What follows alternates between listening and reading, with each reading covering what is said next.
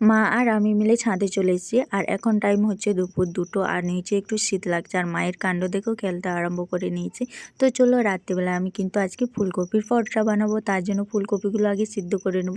তো সিদ্ধ করা হয়ে গেছে, তারপরে নরম অংশগুলো আমি ছাড়িয়ে নিয়েছি। আর দেখো, কড়াইয়ে আমি তেল দিয়ে দিয়েছি, তারপরে 5 ফোড়ন, আদা রসুন বাটা, জিরে ধরে গুঁড়ো আর হলুদ দিয়ে দেবো।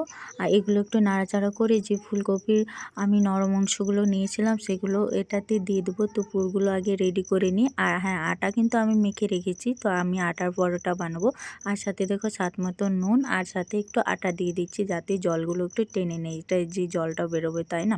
তো চলো, আমার কিন্তু পুরটা রেডি করা হয়ে গেছে। আর এখানে চলো পরোটাটা একটু বেলে নিই। তো পরোটাটা আমার দেখবে এরকম হয়েছে, তো একটু পুরগুলো আমার বেরিয়ে গেছে। তো দুধারে আমি সেঁকে নিয়েছি, তারপরে তেল দিয়ে দিলাম। তো দেখো, আমার পরোটা বানা প্রায় শেষ হয়ে গেছে। তো এ পর্যন্ত আজকের মতো।